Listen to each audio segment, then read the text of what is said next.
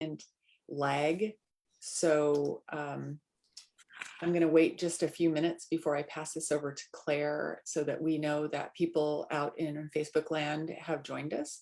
I'm also going to monitor the chat in Facebook. So anyone who's out there watching us live stream on Facebook can also leave questions in the chat, and I'll make sure those are also fed to the panel at the end of our official time together. And I think with that, the housekeeping is done. I'm going to take my place behind the curtain, and I'll be here in case you need anything. And Claire, over to you. Good evening, everyone. Thank you so much, Lori, for all your help. I'm Claire Johnson, current president of MWA NorCal. Mystery Writers of America is the premier organization for mystery and crime writers, professionals allied to the crime writing field, aspiring crime writers, and folks who just love to read crime fiction. The Northern California chapter is one of the largest of the 11 regional chapters of MWA. Our meetings are generally public, open to the public, and we host Facebook Live events on the second Saturday of the month. This year's events have included how to do a book trailer. I highly recommend looking for that in our events page. That was fantastic, by Lisa Towles. Writing for Magazines by Stephen Hawkinsmith, and Writing Children and YA Mysteries by Brian Avery. All those were just great. So if you're currently not a member or you've just forgotten to re-up, please consider joining. Your sponsorship helps fund workshops, seminars, and other events. And as we all know, crime doesn't pay enough. So David Corbett is our moderator tonight, and he is the author of 6 critically acclaimed novels, which have been nominated for the Lefty Award for Best Historical Mystery, the Anthony and Barry Awards for Best First Novel, and an Edgar. His book on the craft of characterization was published by Penguin, and his follow-up, The Compass of Character, was published by Writer's Digest Books. He's a fabulous writer. David, take it away. Thank you, Claire. As you know, the topic that we'll trying to get our hands around is the always amorphous and almost impossible to define subject of noir. It's one of those things like pornography. You know it when you see it, but if you try to describe it, you're probably going to run into roadblocks of one sort or another. However, we happen to have some excellent practitioners of the forum who hopefully will be able to enlighten us as to what isn't noir, what is good noir, what is great noir, and so on and so forth. And in particular, I want to start with Alex Segura, who is an acclaimed award-winning novelist, also has worked on comic books, short stories, podcasts, and in particular, 3 of his efforts are distinctly noir, at least in the way they're described to the public, which isn't always the best indicator of whether they're truly noir or not, as we've all found out. He has an upcoming noir novel, Secret Identity, which will be coming out next year. He's written a story for Border Noir called 90 Miles, which will be included in the Best American Mystery Stories of 2021, and was also the Best Short Story Anthony Award winner for 2021. And in particular, being included in the Best Short Story collection is no small thing. There are hundreds of stories written every year, and this whittles down the best to about 20, and that's a real honor. And so congratulations on that front, Alex, for sure. Oh, thank you. Thanks, and David. You also have written a number of comic books, and most notably, there's what they call a superhero noir called The Black Ghost. Now, short story, novel, and comic, and yet all have the designation noir, at least according to some folks. Do you see a connective thread amongst those 3 that you could say, yeah, those were the elements that I thought really characterized them as noir? That's a great question. I'm actually very excited to be on this panel because I am a stickler for noir. I have a very clear definition in my head of what noir should be. And in the How to Write a Mystery book that MWA published, Lori King assigned me the noir chapter and paid me the highest compliment I've ever received. And she said, you are the czar of noir. I don't think it's true, but I'll take it any day. Whoa! You're going to have to get in a fight with Eddie Muller over that one. Yes. Eddie's the MVP of noir. But all jokes aside, for me, noir is a very clear thing, and it has become a marketing term. It's become a way to easily shelve mystery or crime. But noir to me is the story of a human or the story of a person pushed to the brink, whether it's emotionally, financially, relationships. They are forced to make difficult choices and then have to cover up those choices because they've made bad ones. And noir stories never end well. They show the darkest corners of humanity, and they're at their core, they're about people pushed to the brink and forced to do things that they would never do under normal circumstances, and then the after effects of what happens when they do those bad things. I think you're touching on something that I think is really important that's often missed in people describing stories as noir, and that is the tragic element. That is that they end badly. Yeah, they're not happy story. They don't end with a bow tie, with a bow. It's not a happy ending. It's usually at best a gray ending. Right. Or even if the protagonist does survive, someone important to him or something important to him has been lost or has also died in some way. Yeah, which is why I don't see, PI stories, thrillers. It's not, they've become like these nebulous terms, but noir is in my mind, it's much more defined than I think most people treat it. Well, there's a Jim Nesbitt who writes noir. He defines it as it's the genre in which on page 1 the protagonist is totally screwed and it just goes downhill from there, and which I've always loved. But Yeah. Levine describes it as blue collar noir, or what I would call underclass noir. And what he meant by that is that Aristotle talked about tragedy as involving the preeminent man, because the preeminent man had so far to fall. Where he says, well, if you're blue collar, if you're underclass and you're standing on the curb, you end up in the gutter. That's a long fall because nobody wants to be there. And I think a lot of his stories incorporate that element to it, where you see sort of working class people struggling, desperate, making probably incorrect, bad, immoral choices, and then having to live with the consequences in ways that characters with better resources would be able to survive, but because of their tenuous circumstances, they can't. And I wanted to ask you about that with your border story, because I think the border is in particular an area where noir, because the desperation is so clear, because the hope is so fragile, and where the consequences can be so dire, lends itself to tragedy or noir, depending on how you choose the choices that the character makes. Yeah, I mean, it's really primal. I think the best noir stories tap into something very basic in our nature, whether it's lust or jealousy or rage. It's never noir isn't known for being calculating, but in terms of the border, in that story 90 Miles specifically, I wanted to show us an example of something that people have become numb to. And it was something that I became numb to as a kid, listening to Cuban talk radio. You would hear, okay, X amount of Cubans, came to Miami today, and it just became a statistic. And I really wanted to drill down and focus on one family's story and the desperation and the panic and the hunger for something else. And those are all very primal emotions. And it is probably the darkest thing I've ever written because, like any noir story, it doesn't end well. But I don't think it's a hopeless story either. So that was a hard balance to strike. That's another. I want to get back to that because I want to move on and let some of the other panelists talk. But I think Sorry. Yeah, exactly. Well, no, you're an interesting guy, and I like the points you're making, and in particular that there's a dignity, even though that the characters are making poor choices. There's a dignity because I think that we see their struggle, even though it's against hopeless odds, even though maybe there's something we don't understand. There's something about swinging for the fences when there's no chance that we sort of go, I know what that feels like. I know what it feels like to have the whole deck stacked against you. And you root for the guy who says, well, I'm not going to put up with it. I'm going to try anyway. I think it's also fear. You're scared. You're like, what would I do if I was in that situation? I hope this person pulls through.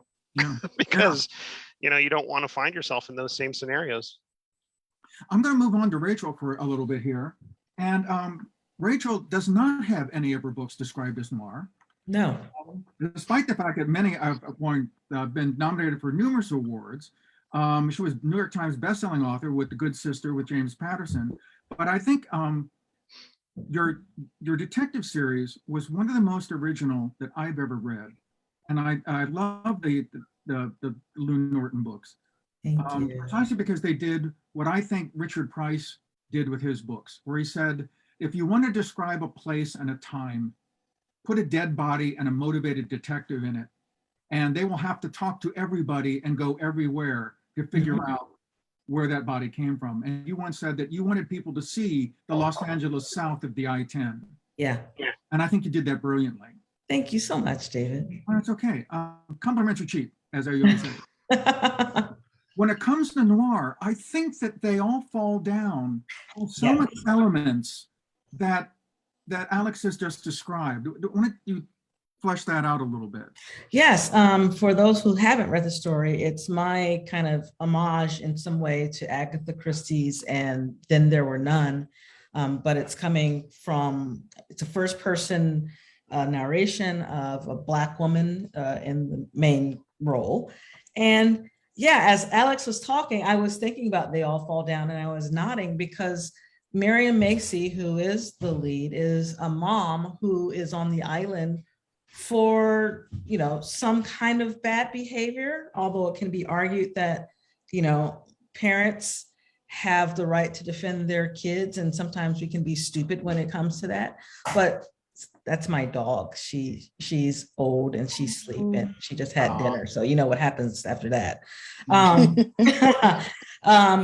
So it's her behavior, while understandable, is still illegal.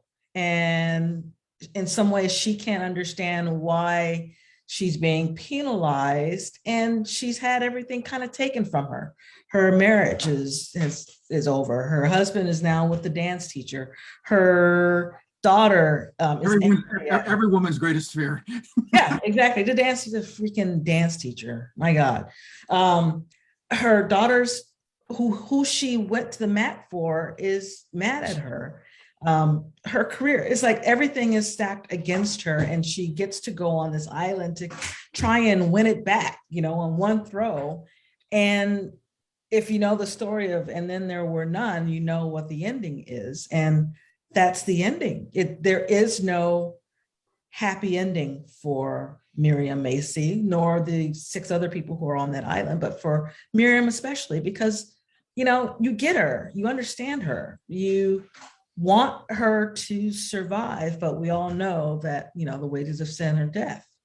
So yeah, that I would say that is my most noir story. But with the Lou Norton series, yeah, she's a cop, and in the first of the series, Land of Shadows, yes, she gets the bad guy, but ultimately her sister's dead.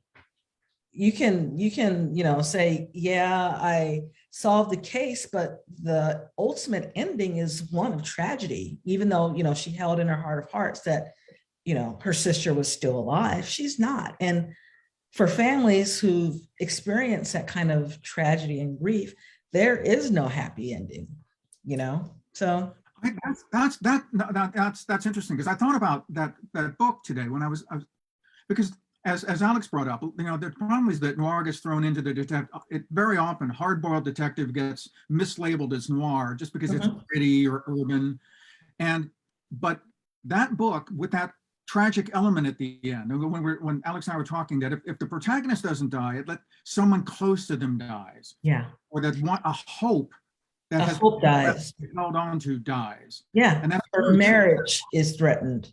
Everything that she holds dear, her mother having to deal with that, between her marriage breaking up and not finding her sister alive, you know, having to go to your mom and say, I tried, but it just didn't work. I mean, it's sad. That was incredibly touching in that book, when you realize that, okay, now I became a cop. I was a lawyer, but I became a cop partly because this case, I wanted to try to get a better ending for my mother. Yeah. And when she has to go to her mom, I just thought that was really well done. I want to get back though. There's a couple of things that They All Fall Down that I think also resonate with what Alex was talking about, and that Miriam is desperate. Yes. She is desperate to go to this island because she thinks there's something that she can do there that will redeem her. That desperation and the sense that this may be the only chance I have or the last chance I have. Yeah. very key to that tension and that sense of desperation that we associate Yeah. with Noir. Yeah. And, I think about that last phone call, text message she tries to send to her daughter before, it all ends. And once again, it's that desperation. I'm trying to write it. I'm trying to make it good. But even in the end, she can't not be who she is. A cat is a cat, no matter how much it wants to eat dog food. You are who you are. And Miriam, by her nature, she embodies envy. And envy is what gets her in the end with that scarf, where she slips on that scarf that she coveted earlier in the book. And that is what takes her out, that weakness, that the essence of who she is and who she embodies. This purgatory is over, you failed, and that's that. Well, that touches on something else. I think when I talked about the tragic element of noir, I think it speaks to a very old form of storytelling, and with that being tragic, and the notion that character is fate. Yeah. And that, that is very much, she lives through who she is and pays the consequences because of that. And Yeah. I think that's also something about noir. We always associate it with sort of like 20th century B movies. Yeah. I think it really resonates with storytelling that goes much further back than that. I mean, even for those of us who, have been brought up with the Bible, the story of Moses and David, those are tragic stories where Moses is leading, people for 40 years, 40 nights. 40 years and cannot see the promised land because, of his ego. He hit the rock. And well, he doubted. He doubted, right. Right. And his brother's hitting the rock. It's just, it's all a mess. And no matter how long you get to make it right, who you are kind of always surfaces in the end. And to me, that's fascinating for us crime writers, because that's what we're writing about. See, that's why I think Moses was actually Irish. I'm dead. Because this never was going to end well. I knew it was going to end well. This is where, like, whenever people bring up the hero's journey, I go, have you ever read any Irish folklore? Trust me, again, it's like Noir, at page 1, you're screwed. Oh, you turned into a bunch of swans for 900 years. And then you finally, 90 years, you're back. And oh, guess what? Boom, you're 900 years old. You're dead. Oh, yeah. Welcome to an Irish story. We should call him O Moses, or maybe Mick Moses. Okay, well, I'm going to move on to Car now for a second. And as I was preparing for this, I thought, if this were Wait, Don't Tell Me, this would be the section of the program we would call Not My Job, where we ask somebody who's incredibly proficient in one realm to answer questions about something that has nothing to do with their expertise. Because Cara Black is an extremely accomplished writer of the Amy Leduc series with 400,000 books in print. It's been translated into German, Norwegian, Japanese, French, Spanish, Italian, and Hebrew. She has just written a standalone called 3 Hours in Paris, which is brilliant and is doing wonderfully. But I would never describe your work, Cara, as noir. And so I think maybe you're just the ringer on this panel, and you just ring. Yeah, I have a question for you, but go ahead. My name is Black, my real name, so I am Noir. Maybe that's why I got on the panel, and I always wear black. But yeah, go ahead. Well, you do. Now, Cara and I go way back. I've almost 20 years or so that we've been being sidekicks on the crime scene up in the Northern California area. And in particular, we've been co-chair of the Book Passage Mystery Conference for several years. And that's where you created a workshop on villains that you called the architect of noir. And maybe I'm wrong, but I'm thinking that your choice of that terminology was that the things we've talked about, the desperation, the bleakness or whatever, is in a standard detective story is introduced by the villain. Am I right, or am I off base? Exactly. Yeah, I just did a workshop last weekend on the villains and villainesses, the architects of noir. And thank you for bringing that up, because it was, I don't know, I was working on a story and it just wasn't going anywhere. And I was like, why is this happening? I just can't, like 7 pages in, I'm like, it's just not going anywhere. And I talked to someone who's a writing partner of mine. I said, I'm just hitting this thing. And my partner said, well, what is the villain doing? And I said, the villain? Oh, he's being bad. Wasn't that a great technical term there? Technical answer. Oh, he's being bad. Okay, well, how is he being bad, or is she being bad? What is, she doing? And I'm going, just bad, gonna kill someone, bad, bad, bad. And then my friend said, well, I think you don't know what your villain or villainess is doing. And I think that might be your problem. And you need to know what the villain is doing. And then we talked more and more, and then it came out and it was like, yeah, because if the villain does not commit a crime, whether it's murder, embezzling, you name it, then there is no story, right? They are the architect. The story happens because a villain or villainess commits a crime. Now, whether, they're not a villain at the beginning, but they do something which gets to what Alex was saying, whether someone is just sort of put to the wire, makes a mistake, has to cover it up, and then it goes on and on and on, and it snowballs, and it goes, and there's no way out. And it made me think of what you said. I always heard Eddie Muller say it was, that it was the character was screwed on page 1 and it went downhill from there, kind of what Jim Nesbitt says. Yeah, Eddie used to play softball with Jim.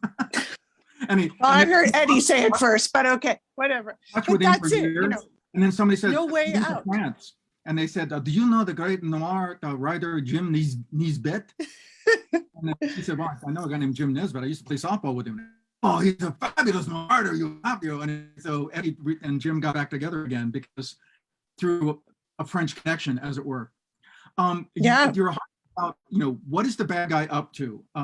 What is the bad guy up to? Yeah, right. It's all about that. He learned that from Stephen Cannell. And when Mike was thanking a bunch of the homicide cops in the Hollywood station for helping with one of his books, he got them coffee mugs with the slow, what's the bad guy up to? And like they were thrilled. They just thought, but it's one of those things where, yeah, well, what's the bad guy up to? He's not just sitting in a state of suspended animation while your protagonist is right dealing with other stuff. And I don't know about other people, but I don't outline. So what I realized was I can't outline. I wish I could, but what I could do, and to my right is my timeline. I have the timeline of what the villain is doing. I don't know maybe what's happening in the story, but I always start off with a place in Paris where my detective will be investigating and the time. And then I have the villain, okay? What is the villain doing? Because a villain is also desperate.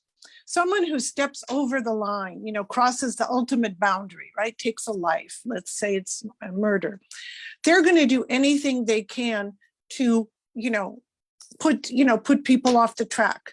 They're going to do anything to hide this, they'll lie, they'll get other people to lie. They have so much at stake and they'll never stop. And it gets worse and worse.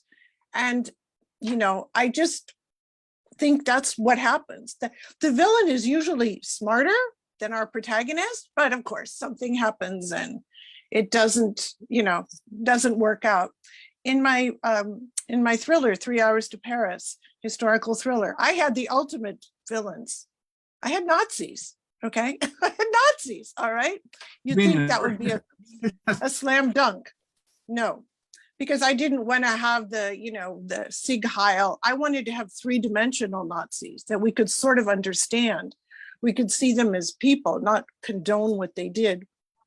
Hi, Tracy. And I just wanted to have I wanted to have a Nazi who had to follow his boss, the Fuhrer. But I think, and we didn't talk about this yet, but redemption. I think in the noir stories I think about are the films.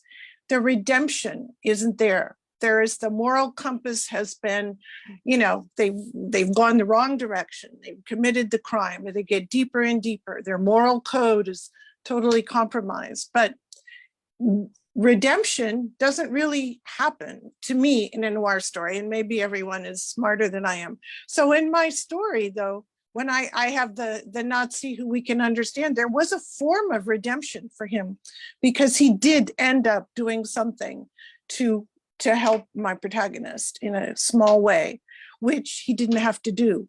But he also recognized her. They were kind of opponents, on the same par. But I think it's when your villain becomes alive, when your villain has 3 dimensions, when your villain is not, Goldfinger, they're not cardboard, when you can get them, when there's a universality to them, it really helps to bring the story and makes them a great sparring partner for the protagonist. Your description of that Nazi is very true to a character type I've written an essay about. He's one of my favorites, called the sympathetic heavy.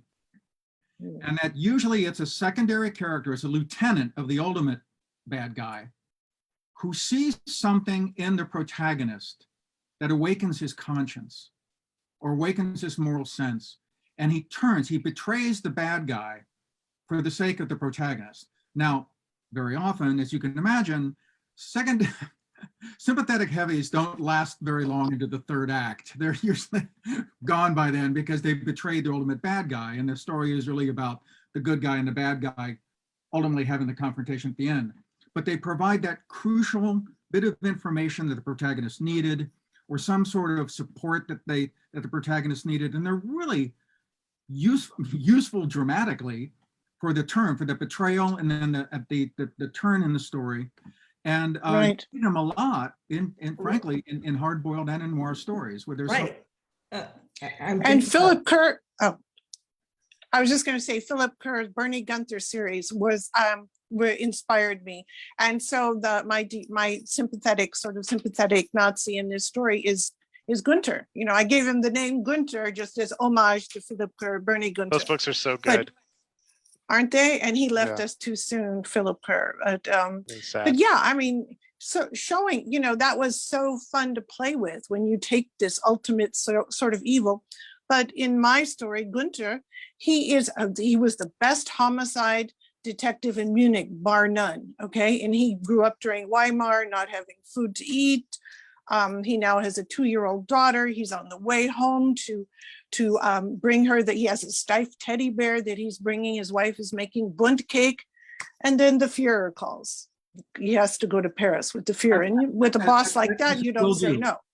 Yeah. And so the whole story, actually, he does have this Steiff teddy bear. He's always thinking, I'm going to wrap this up and it'll be done and bring the present home. But he also, he was someone who recognized that Kate, the protagonist, that whoever this sniper was was really someone to be reckoned with. And he looked at it, even though there's all the Nazi infighting and the sniping and they're all stabbing each other in the back, which they do. He was always realizing, I'm going to do the right thing. I'm going to follow my code of ethics. I'm going to, do this investigation. I will catch the sniper and take them back to Germany for a trial. Of course. Rachel, when we started mentioning sympathetic heavy, I saw you sort of jump up a little bit. Was there something you wanted to say? Yeah, that made me think of They All Fall Down, and it just kind of reinforces, the fall at the very end. I'm thinking about when Miriam and Eddie, the redneck Boston cop, team up together toward the end. There's this glimpse of, oh, now we're all together. We can make it, and that just makes it even worse in some ways. I'm thinking of, and Alex, you can speak to this being the Star Wars guru here, the glimpse of, Kylo Ren and helping what's her face toward the end, where you're like, he's going to turn, love's going to do it, or something's going to happen and it's all going to work out. And it doesn't. And it just makes that the downfall even worse, because The sting is sharper. Yeah. the sting is sharper. Yeah. It's like the end of Empire. Things just get worse. It just gets, yeah.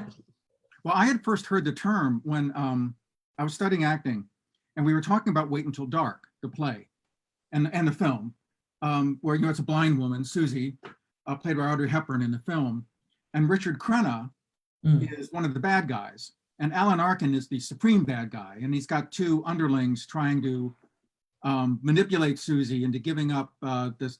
There was a doll which had a heroin shipment in it, and she picked up the wrong suitcase, and they know that she has it, and they're trying to find it. And the Michael Crenna character, whose name is I think it's Tom in the story, because she calls him by his first name, and that personalizes him in a very intimate way. And she knows that you're a good person, and he feels that.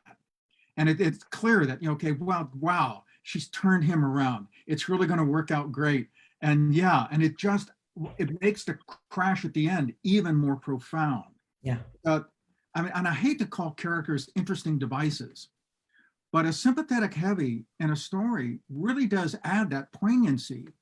Poignant, yeah. And a plot turn, we kind of go, oh, a new advantage. Uh-oh, no. Yeah, I mean, you want that flicker of hope. You want that sense that the characters, no matter what tough choices they made or terrible decisions, that they might pull themselves out. I think there's also a big element to at least when I think of noir, there's always the cop, there's always the police, there's always the investigator, and they're not necessarily the hero, but they're the pressure point, because there's a moment at the beginning of any great noir story where the person who's made the bad decision thinks they've gotten away with it. Things are a little crazy, but they just might get away with it. And suddenly somebody shows up and starts asking questions. Yeah. And it's always like the Columbo style detective, like, this is weird that this happened. Like always, it's a slow burn. And I think you see that in all the best noir stories. Well, that's very true to your upcoming novel. Yeah. Right. Yeah. That Secret Identity. That's very much part of that, where, the cop comes up from Miami and kind of goes, things are kind of weird here.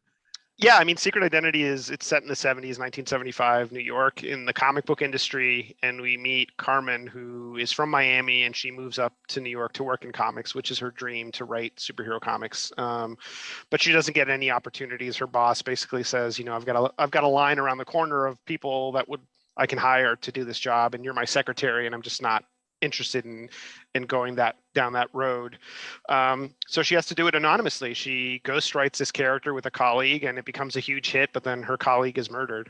So she has to basically try and figure out who killed her friend, and also reclaim this character that nobody knows she's even tied to. But in the process, like, it's not like an established detective like Pete or any ongoing character where they seem to kind of know what they're doing. She's a regular person. So she's fallen into this amateur detective role, but she makes mistakes, and suddenly a cop shows up and says, hey, this guy was at your house the night before he died, or, your fingerprints are in his apartment. It starts asking these questions and starts digging and digging. And then, that amps up the anxiety and the tension in a way that was a lot of fun. It's my first standalone. So it's nice to know you don't have to save the characters. You can kill them and they don't have to come back.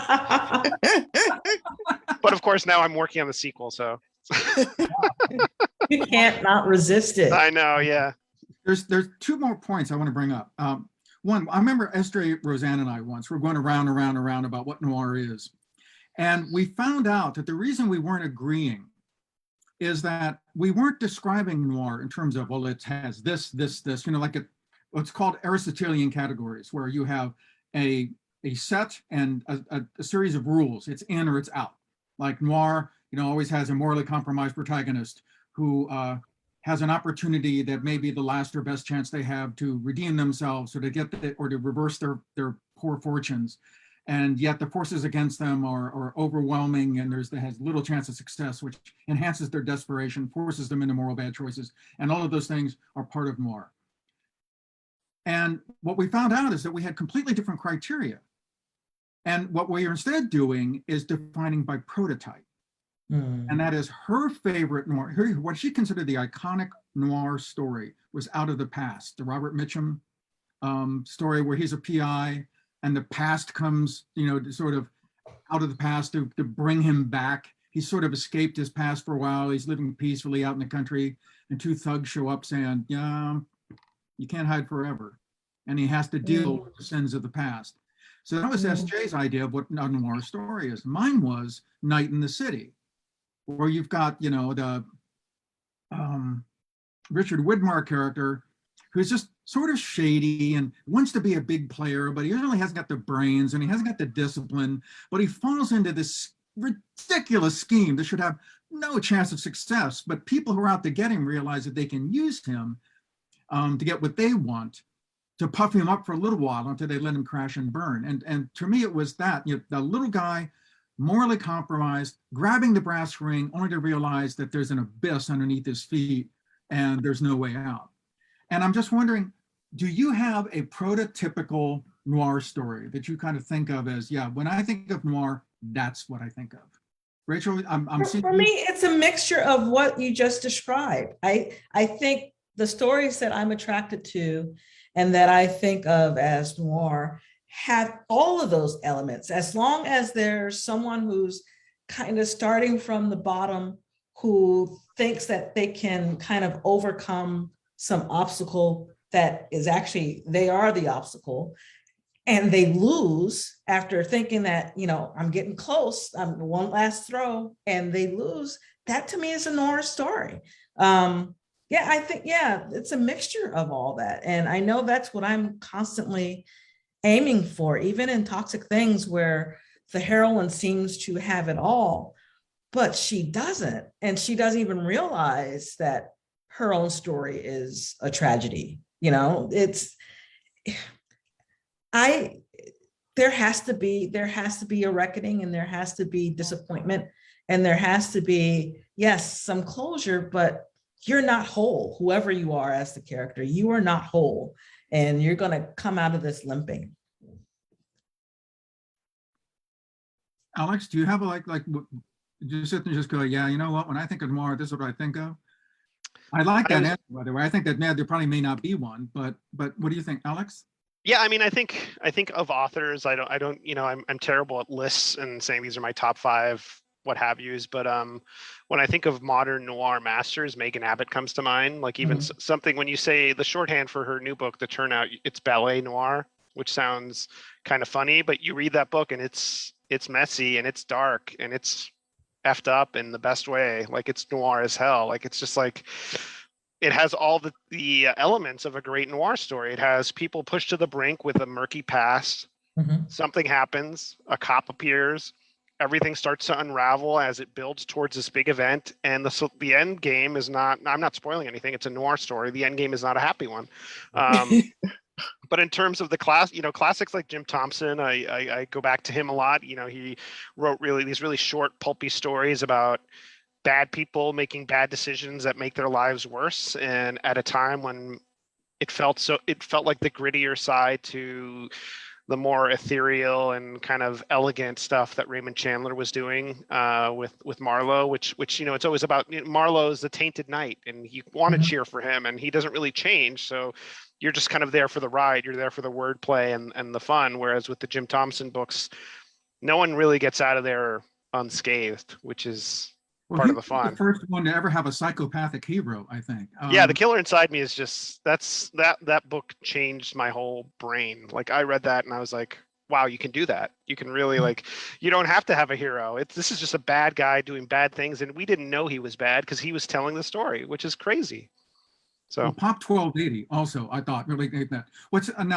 He wrote The Killing. It was a screenplay for The Killing with Kubrick, and also for Paths of Glory, which also is sort of has a tragic element. Do you know that the movie, Rachel? You got that? No. It's about World War I, and it's about a French general who orders his troops to just go into slaughter, and 3 of them refuse. And Kirk Douglas, oddly enough, is like he had been in Spartacus, and so Kubrick brought him in again, and he plays the officer who ordered them to charge but refuses to condemn them, and it ends with their trial, and it's just, talk about pathos, you talk about Scrooge, you talk about overwhelming forces of corruption. Wow. And yet there's an ending grace note, that isn't really a grace note, but it's one of the most poignant scenes in cinema. And I don't want to give it away. I mean, there's too many spoiler alerts, too many. You guys are telling the ending of your books. Can I just bring up the French angle here? The Prone Gunman by Jean-Patrick Manchetti. I mean, there's noir, French style, and they're smoking all the time. Okay. But he's a hitman, and he, and it's a great, I think City Lights has published that. And I love those. I think those are great noir stories. He wrote Actually, 3 and then he died. I bet real. if there's films, I always think The Third Man, my favorite Mm. film, black and white, post-war Vienna, that is a character in the story, right? That the bombed out city. And it's just a story about someone who comes, it's something that comes from out of the past and what happens. And it's like about doomed love. It's about society. It's about so many other things. And who's really going to get out of this city in one piece or whole or become whole? And they don't, no one I always- really does. Yeah, I would say, yeah, I- speaking of film, like Double Indemnity and Out of the Past, those are the two ones I think of, like, cinematically, that just like, that's the arc of a noir story. Yeah, I'm happy that, the rules are more relaxed when it comes to noir, like combining, both yours and SJ's versions of it. The challenge, though, remains, especially for women writers, women mystery crime writers, is, by having that kind of pathetic or shady kind of character, you get your characters labeled as unlikable. Whereas, a man can definitely be a noir character, but reading Megan Abbott's reviews, mine, and a whole bunch, the characters that kind of embody that noir feel are like, well, I don't like her. Why is she so this? Why isn't she blah, blah, blah? Why is it so sad? I'm looking forward to the day where a female character can be fully noir and pathetic and shady and, human in some ways. Not always the femme fatale, like, Right, exactly. change it up. Not the dame, but The hero, This brings Yeah. the up- troubled hero. Who I'm- was Gillian? What about Gillian Flynn's book? What was that one? Right. That was the I forget the Gone title. Girl Peop- or Gone well, Girl? all Sharp three of Objects. her. Yeah, they're all three. Yeah. Yeah. But I mean, we can say we didn't like her, but those hugely popular, right? Yeah. People read them. I mean, Yeah. Well, this they're brings like, I something- liked them. I'm reading Fiona Hill's book right now, and beyond the dishing on Trump, which of course is delicious, she makes this really great argument saying that, we think we won the Cold War. The truth of the matter is the US, the UK, and Russia all had the same problem. We were manufacturing industrial powers, which after World War II realized we can't keep this up. And they're supposedly winning the Cold War convinced us that, well, it wasn't a problem. Well, guess what? It still is a problem, and that's what we're facing. But she raises a point about, when I talked before about blue collar noir, and I think that sometimes that overwhelming force that you are facing in a culture, and I think like with women, it's a man's world. Men get to define the terms, but there's also in England. She talks about that she came from the upper northeast of England. It was a class thing, and she was working class, and that was it. The doors were shut. Yeah. And when she got to America, she realized that it wasn't class here, it was race. You know what? To that point, when Land of Shadows came out, I had a UK publisher and I went over to the UK for a tour, and I was interviewed on Women's Hour for BBC. And they, I talked about growing up poor here in Los Angeles and going to college. And she stopped the interview. Well, she didn't stop it, but she said, hold up, you went to university? It's like, yeah. It's like, but you were poor. And it's like, yeah, but just to say, yes, it's a weird class thing. It's some race thing. It's in some ways, it's totally different over there. And what they view as, a character's arc is a little different from what we view here. You can be poor and in college. I want to bring up something with you, Rachel, though, that I remember when you started writing, and particularly, I think the Lou Norton series, you were being told, no, these characters aren't black enough. Yeah. By white editors and by white editors. And that Lou Norton wasn't even special. I remember those letters by one editor who I had dreamed of working with. And he's like, yeah, there's nothing special about Lou Norton. And I'm like, well, how many black, LAPD homicide detectives are there in the publishing world? Because I've only read one, and that was Charlotte Justice, Paula Woods. So yeah, it's like the expectation of, who gets to be what And as a writer, it's a little frustrating. It's a little better than what it was. We still have work to do. But yeah, how are you going to tell someone that their voice isn't Black enough, or, dark enough, or Cuban enough, or whatever enough, when Or French enough. Or French enough. Yeah. You're not French, right? I'm not French. No.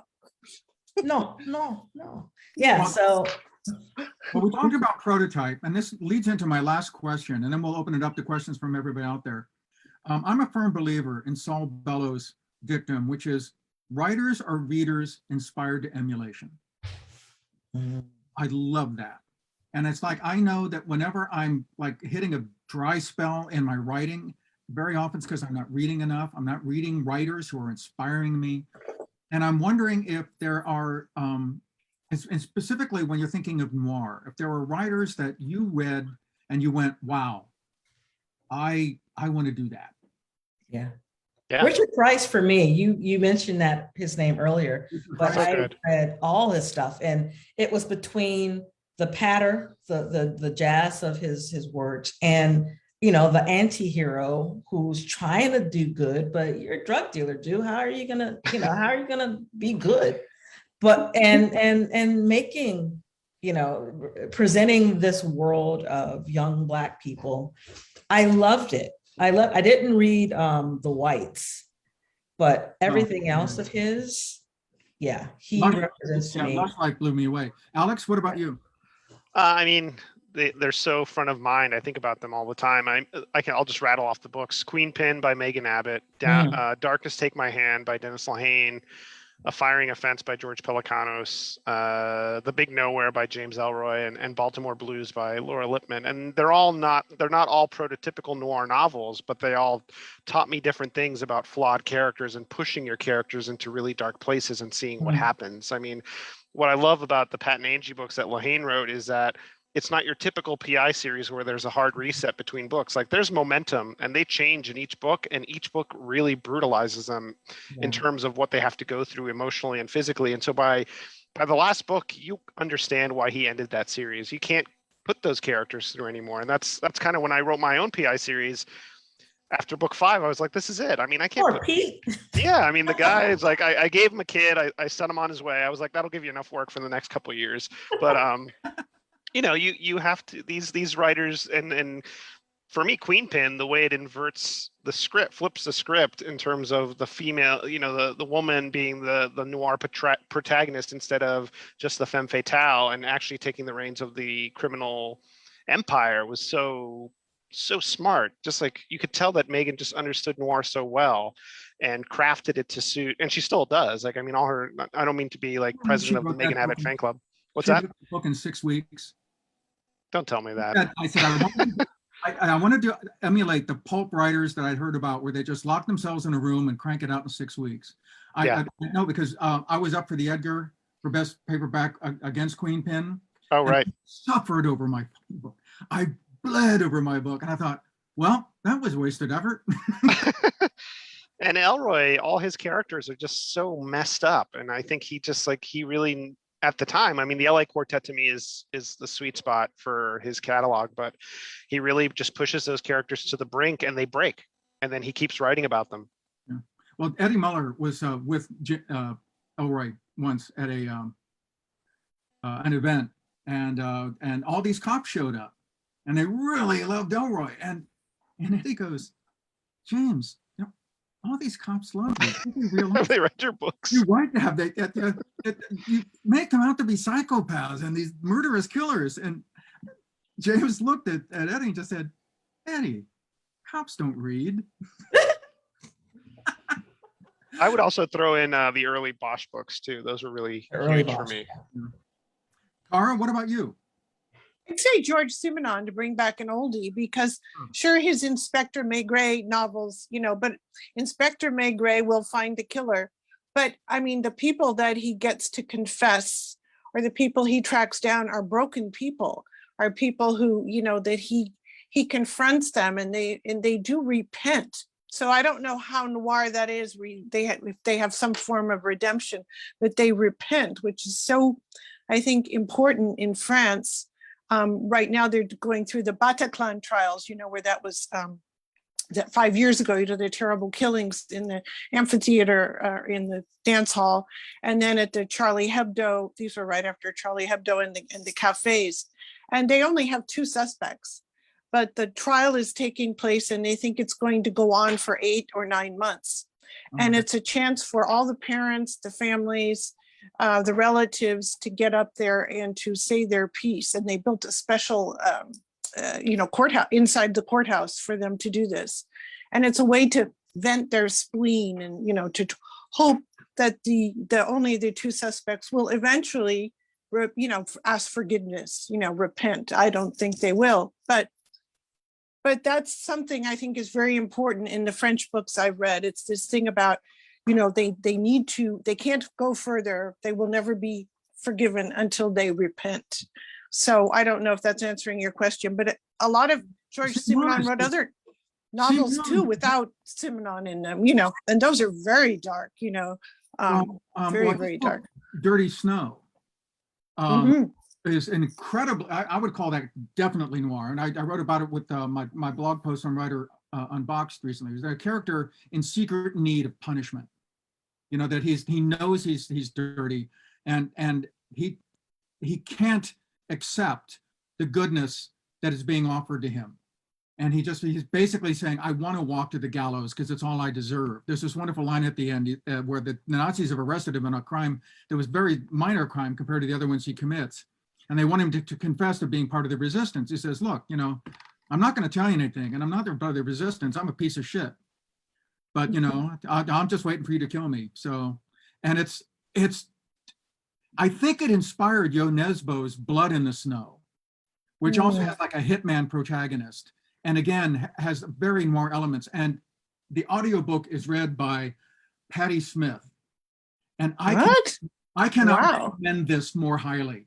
Yo Nesbo's Blood on the Snow or Bloody Snow, the audiobook with Patti Smith. She nails this guy.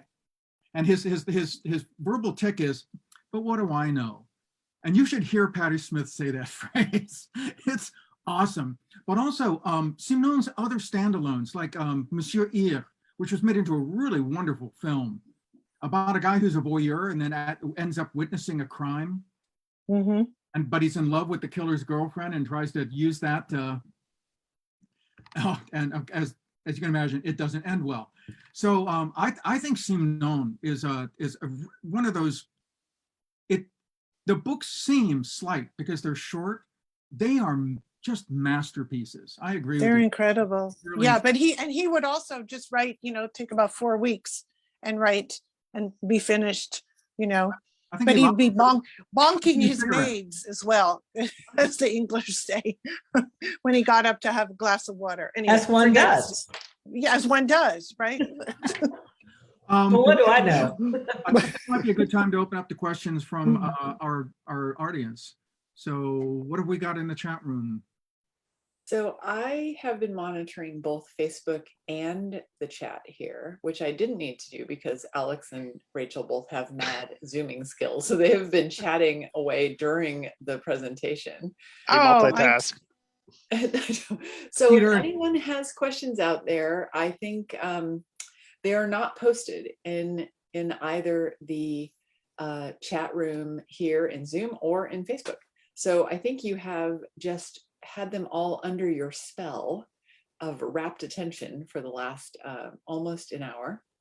So we're going to do 2 things now. Do you guys have any final parting words? I mean, what about all those tropes that always go with noir? I mean, you mentioned femme fatale and unhappy endings, but what about Raymond Chandler? What about those things where, the heart of gold is somewhere in there? You've been saying that's just, it's not in there, right? There's no heart of gold. Is that true? I'm going to let others talk, but I'm just to say, I think the problem with defining noir is there are tropes that make it. And I think it's much more, as everyone's discussed, it's much more about character.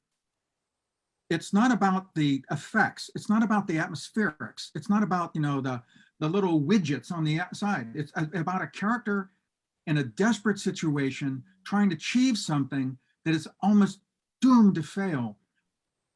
but needs it so badly or in such a credible way that we can't help but root for them. I think that more than anything else defines Noir, but I'm gonna open it up to the rest of them. No, I agree, Well, David. And that heart yeah. of gold may be a heart of gold, but it's a refurbished heart. It's not yours.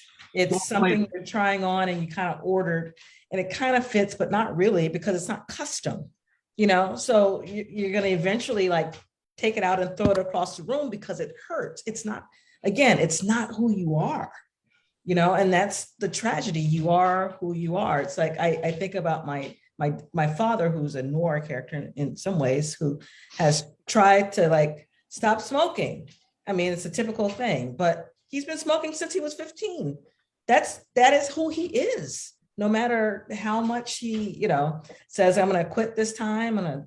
But I am not shocked when he goes back to it because that is him. It's like an extension of his fingers.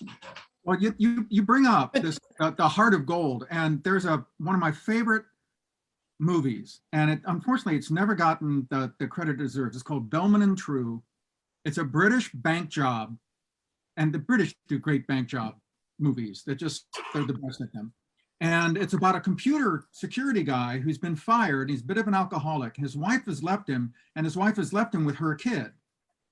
And the story is really about their relationship, and that's the most profound part of it, and it's really touching. But he gives a computer file over to these criminals for money, and then of course, as one of the criminals says, "Well, you knew the money had to run out sometime, dear heart." And dear heart is just brilliant. But there's one point at the end where they bring a hooker in to take care of the kid because the criminals just don't know how to deal with a child. And she has a little girl, and the main character sort of develops a fondness for her. And at the end, when everything goes to hell, she's running away, and he wants to give her money. She throws it back at him. She goes, "I'm not the hooker with the heart of gold." And it's like one of those absolutely beautiful, memorable moments. So, and in that story, they take that trope and they turn it on its head. Kara, you had something you wanted to say. Well, the universality too, whether it's a heart, a hooker with a heart of gold, but it's something we can sympathize with. We can say, I've been there. I mean, a lot of times I always think about what would I, like, what if I was, there during World War II? Would I have hid someone? Would I have taken my family's rations of 2,000 calories a day and shared 500 calories that was for 5 people? Would I have shared that with someone who was hiding? Would I have done that? Would I have? I mean, there's so many times during the day I can think, wow, I like to think that I would have. I like to think I'd do the right thing. I like to think I'd follow some form of, code of ethics I've been brought up with, or some moral thought. I like to think I would, but then I also think I'm walking down the street and there's a $50 bill. Okay. Right? It's like, what do we do? I mean, and I think we can all relate to that. Every human being can. And that also helps with Noir, because you may go, I'm not that blue collar worker that has a drinking problem, that lost his job, that has the, wife that's cheating on him. But I can, there's some part of something that I can, see in myself. I can see myself in that situation, whether it's, that to me, the universality. Making pins at work. Yeah. Alex? Yeah, I mean, for me, Noir is more about the arc of the story, and it's always going down. There's that brief glimmer of hope in the protagonist's life where they think they finally figured it out, and even then, it always starts at a low point, like down on his luck, alcoholic factory worker discovers his wife is cheating on him and kills the guy, and then it's like the desperate cover up, and then the cop shows up, and then it all goes downhill from there. Whereas with PI novels, that's where I see the tropes, the hard drinking PI, the femme fatale, the funny sidekick. Those are the things that even as a PI writer, I tried to flip the script a little bit. My PI was hard drinking until he realized he had a drinking problem. The missing woman became his partner and was smarter than him.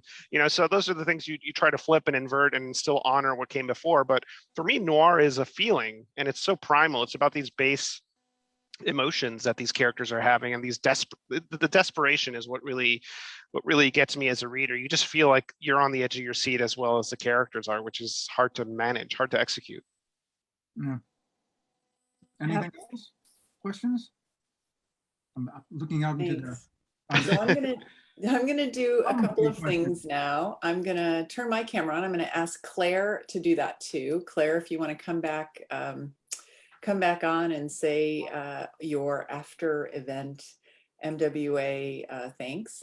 And I'm gonna, while you're doing that, I'm gonna random number generate. And I know some of our panelists have things to do later tonight. So after Claire has her spiel, after I pick our winner, then I know you guys have some friends online. I'm gonna ask them to come back on and chat with you. So Claire, take it away. I don't really have anything else special to say other than fantastic panel. And I really appreciate your points of view and how even though, David, you say, you can't define this. It's really hard to define. I think you guys did a pretty effing good job. And I also really appreciate, I have a list here of, I'm going to put myself in a room for the next 20 years and read myself, blind. So I just think it's really been a pleasure, and I thank you. And for all of you out there who has also enjoyed this, please join MWA, my little begging cup here.